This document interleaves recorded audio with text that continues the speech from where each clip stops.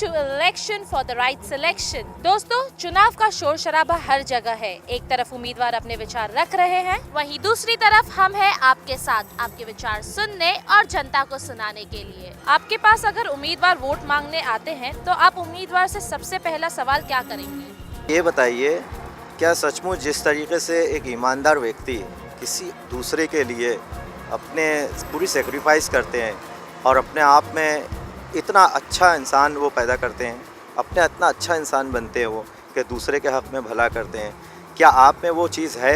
वो वादे जो आप लेकर के आ रहे हो, अपने आप से पहले पूछिए कि क्या आप वादे कर पाएंगे। आप अपने आप से अकेले में एक कमरे में भी पूछिए, लेकिन मुझे पूरा यकीन है कि आप अपने आप को ये जवाब देंगे कि मैं नहीं कर सकता तो फिर हमारे पास आप क्यों आए हो? सबसे पहला मेरा सवाल यही रहेगा कि वोमेंस की सेफ्टी के लिए क्या है सिटी में।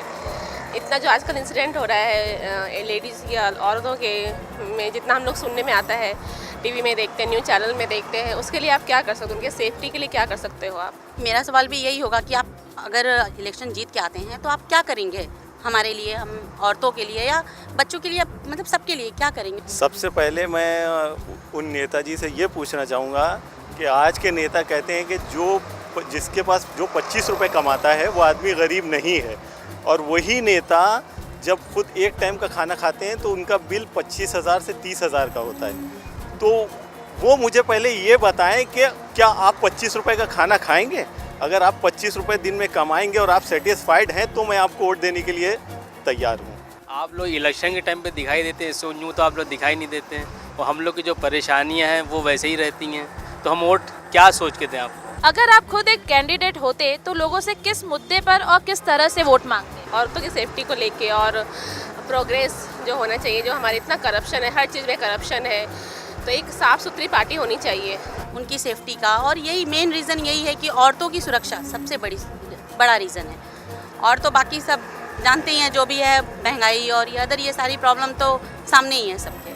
असल में होता क्या है कि खुदा दिखाई नहीं देता, लेकिन जिस तरीके से वो नहीं दिखाई देता मगर वो सब कानून चला रहा है, सब कुछ सूरज को उगा रहा है, चांद को उगा रहा है, सब हमारे लिए हर चीज़ बना पैदा कर रहा है, उसी तरीके से ये हमारे लिए हाकिम होते हैं। इससे हमारे लिए खुदा हाकिम होता है, उससे ये भी हाकिम होते हैं। बस फ़र्क ये कि ये हमारे सामने दिख रहे हैं, तो ये दिख रहे हैं तो ये हमारे लिए कितना अच्छा और क्या क्या कर सकते हैं। लेकिन जब देखते हैं तो ये अच्छा तो हमारे लिए भूल जाते हैं और इतना ख़राब करने लगते हैं कि हम इनकी दुआ करने लगते हैं कि हमारे सर पे से ये हटें। मगर ठीक है, अगर आते भी हैं तो मैं जनता से सिर्फ इतना बोलूँगा कि प्लीज़ आप अपने साथ साथ, जैसे अपने किसी को काम पे रखते हैं, आप किसी को सर्विस पे रखते हैं या कहीं जाते हैं तो अपनी क्वालिफ़िकेशन, अपने बच्चे क्वालिफ़िकेशन के लिए कितना दौड़ते भागते हैं, जब तक कि वो ग्रेजुएशन नहीं किया उसे काम पे नहीं रखा जाता। आप भी अपने पूरा हक़ रखते हैं, आप नेता के बारे में पूछिए गछिए क्या कितना क्वालिफ़िकेशन रखें, आपके बारे में वो क्या कर सकते हैं।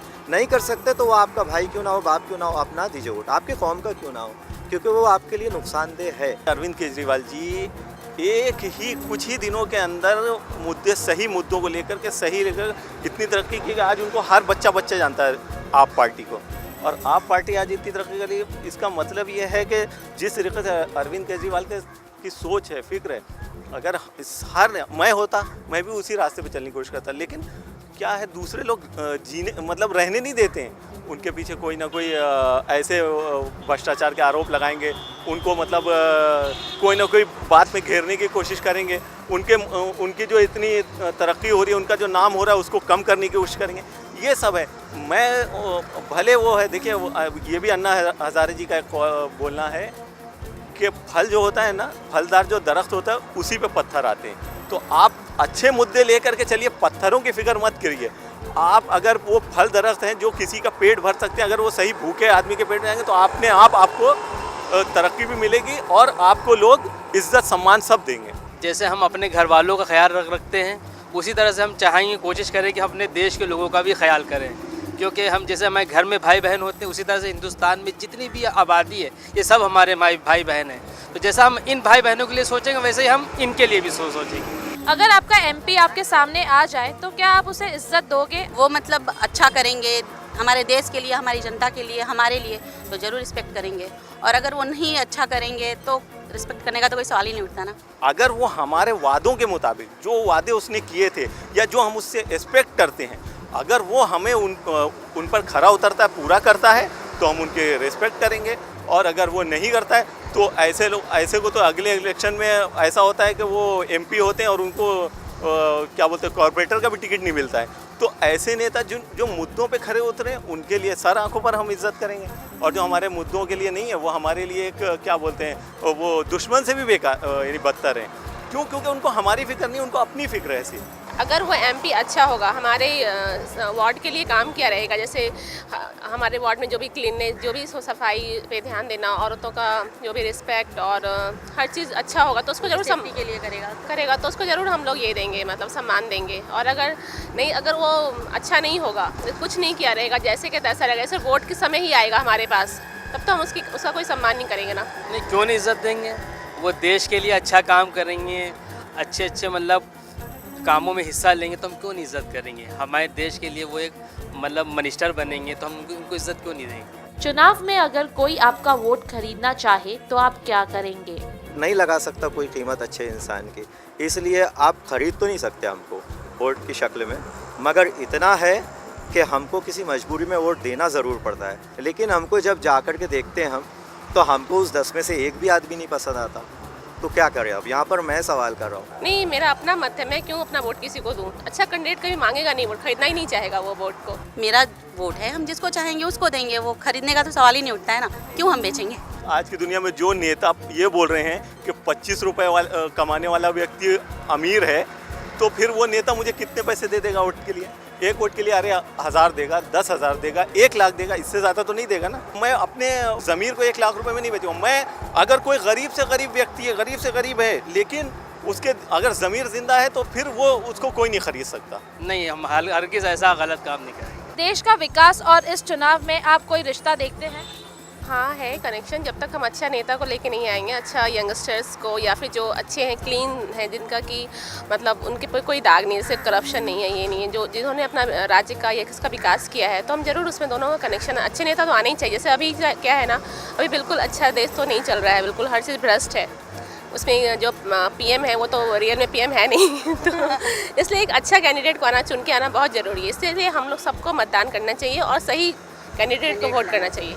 हाँ बिल्कुल है, देखिए अच्छे लोग आए, चुनाव होगा, अच्छे लोग आएंगे तो देश को वो आगे ले जाएंगे या कुछ कर पाएंगे। हाँ, और अगर वापस वही लोग आएंगे तो जैसा चल रहा है वैसा ही चलेगा, कुछ प्रोग्रेस नहीं होगा। नहीं, क्योंकि कि संबंध के हिसाब से हमारा बाप, हमारा घर वाला, हमारे रिश्तेदार क्यों ना हो, हमारा दोस्त क्यों ना हो, लेकिन अगर अच्छा इंसान नहीं है तो यहाँ पर संबंध देखना जायज़ नहीं है। कभी कभी हम लोग इलेक्शन में वोट डालते वक्त ये सोचते हैं या हमारी कम्युनिटी के लिए, हमारी कौम के लिए, हमारे इलाके के लिए कैसा होगा, चलो हम इनको वोट डाल देते हैं। लेकिन ये इंसान, ऐसा लगता नहीं कि ये इंसान की सोच होना चाहिए, क्योंकि वो किसी और के लिए बहुत डेंजर होता है।